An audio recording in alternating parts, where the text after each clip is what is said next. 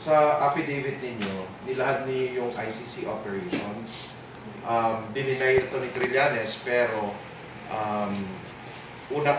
nung una, dininay din ni Remulla, pero ngayon parang binawi niya. Pwede niyo bang ilahad sa amin kung ano yung nangyari at that time? Para malinawan lang kami kung ano talagang totoo natin. Yung that time na yung sinabi namin na kasama si DOJ at si Trillanes sa meeting, totoo po yun.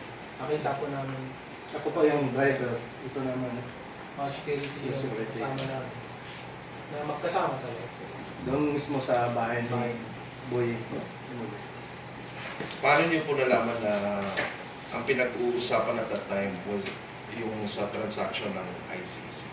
Kami po nag-escort ng ICC. Kaya hindi niya po madilinan na hindi namin kasama yung ICC. Kami po kasi nag-a-assist sa ICC pag tumatating sila.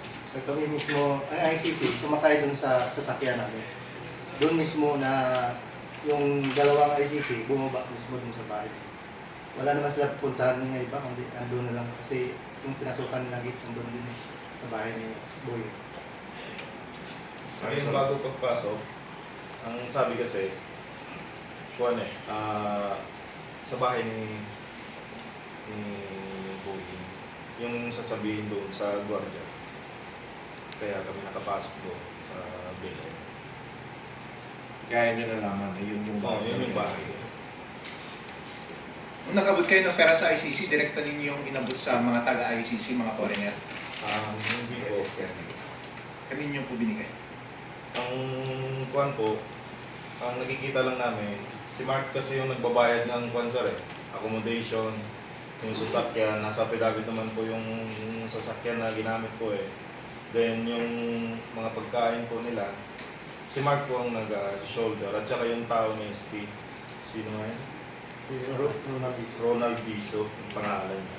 Paano nyo nasabi na yung pera na 56 million na dalawang maleta ay napunta sa mga taga-ICC? Wala po kami sinasabi na napunta sa kanila. Pero ang pagkakarinig kasi namin doon sa EA, may paghahandaan na parating, which is yung foreigners na sinasabi nila, na later on nalaman namin, ICC investigator po ba. So, kanino dumapo yung dalawang maleta ng 56 million? Ang EA na po ang makakasagot niyan, sir kasi sila na yung Kausap ng So, masasabi ninyo na paano ninyo nasabi na para sa ICC efforts yung dalawang maleta na yan? Narinig ninyo?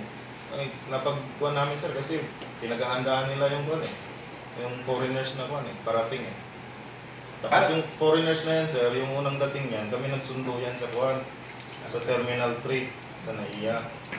Then, ang ginawa nila dito, nag-ocular muna yan sila eh sa Manila, kung saan yung mga tatayan sa drug war na PGK ba yun. Then, bumalik ulit sila, umuwi. Then, bumalik ulit ng 2024. Doon na po nagsimula yung interview nila sa mga witnesses po. Para kanino kaya yung pera? Bakit nangangailangan ng mahigit na 100 million para sa ICC efforts? Hindi po namin alam sir eh. Basta yun lang yung nasa affidavit na sir. na po yung mga EA na po yun. alam ng transaction. Kaya mo bang isugal ang buhay ng pamilya mo para sa kasasyong kasinungalingan lamang? What I mean is that, isusugal mo ba kung magsalita ka lang ng sinungaling, hindi ka totohanan, something like that, sir? Okay, sir. Name and sagot, sir. Katotohanan ko lang yung Master Sergeant Galapon ko. Retired. Kung yung katotohanan ang nilalahad ko, handa kong ialay ang aking buhay.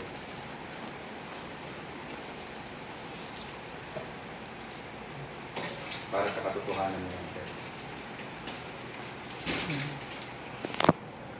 Pero kung idadama yung pamilya dahil sa paglalahad ng katotohanan,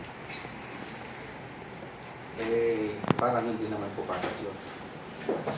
Handa po akong magsakripisyo. Pero kung dadami yung pamilya ko, ay hindi po patas yun.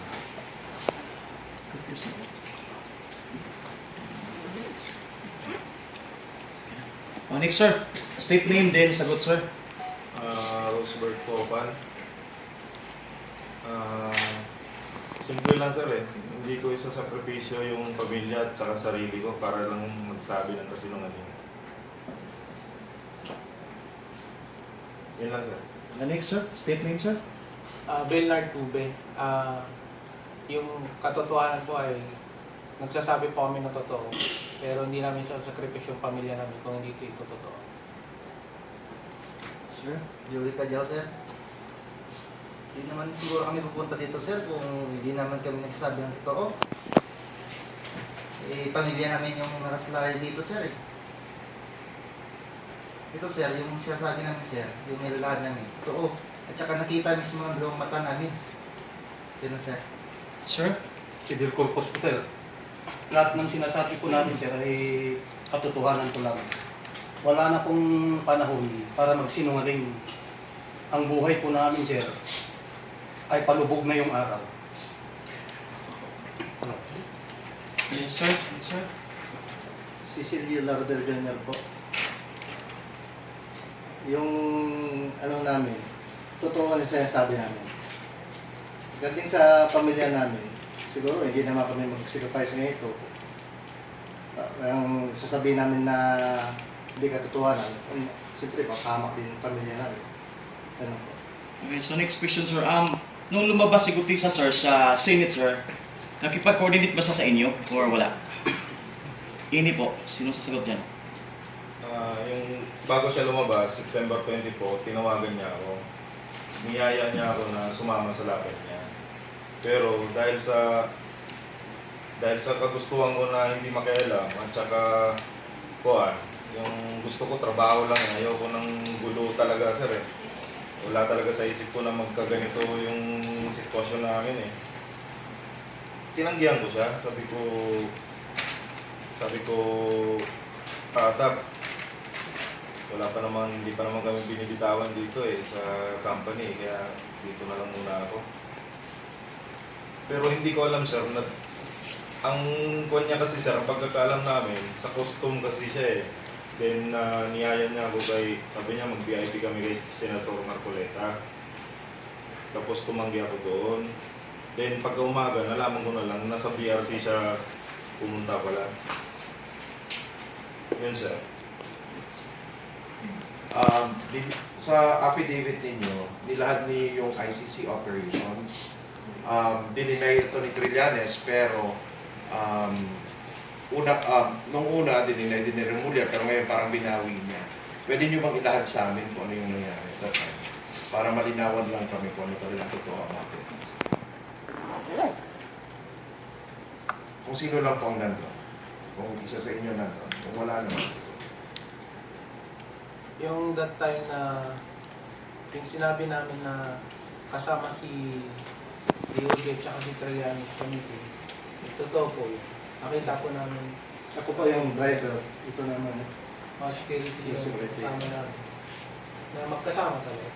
Doon mismo sa bahay ni Boy.